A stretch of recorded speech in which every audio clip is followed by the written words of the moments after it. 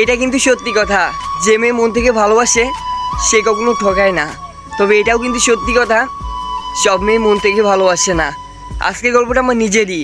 প্রিয় অনুষ্ঠানের পরিবারে যখন আমাকে নিয়ে ঝামেলা হচ্ছিল, সে হঠাৎই আমাকে কল দিয়ে বলতেছে, শোনো না, তোমার সাথে রিলেশনে থাকলে আমার আম্মু শুধু অসুস্থ হয়ে যাচ্ছে, আমি এই রিলেশন রাখতে পারতেছি না, তুমি আমাকে ভুলে যাও। আমি তাকে একটাই প্রশ্ন করছিলাম, রিলেশনের আগে তো বলছিলাম পরিবারকে ছেড়ে দিবা, পরিবার না মানলে আমার সাথে পালায় যাবা, তাহলে আজকে কেন এই কথা বলতেছো? আমারে বলতেছে, শোনো, আমার 2টা ছোট ভাই বোন আছে, আমার মার কিছু হলে ওদের কি হবে? দেখো ইমন, আমি আর পারতেছি না রিলেশন রাখতে।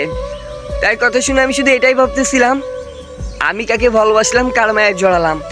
যে আমার বুকে মাথা দিয়ে বলতো, ওই ক্ষুদার কসম দিয়ে আমার মাথায় হাত রেখে বলতো, তোমাকে কখনো ছেড়ে যাব না, যতই খারাপ পরিস্থিতি আসুক না কেন, সারা জীবন থাকবো তোমার পাশে।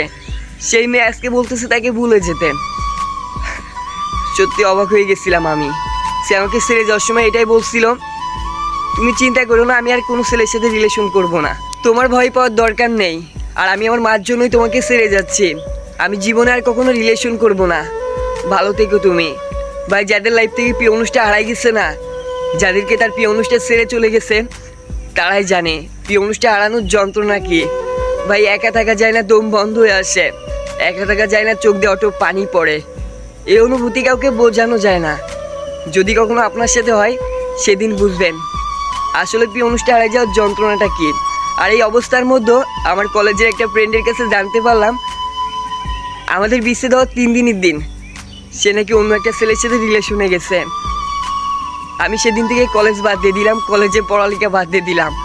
আর সে ঠিকই হাসি খুশিভাবে কলেজ করতেছে, পড়ালেখা করতেছে। কি করে যাব আমি ওই কলেজে? যে মেয়েটা অপরোটে ক্যাম্পাসে আমার হাতে হাত রেখে বসে থাকতো, আমার সাথে কথা বলতো, সে মেয়েটা এখন অন্য একটা ছেলে হাতে হাত রেখে বসে থাকবে, অন্য একটা ছেলে তার সাথে কথা বলবে। আমি সহ্য করব কি করে? তাকে দেখলেই তোমার তার সাথে কথা বলতে ইচ্ছে করবে, তার কাছে যেতে ইচ্ছা করবে। আমি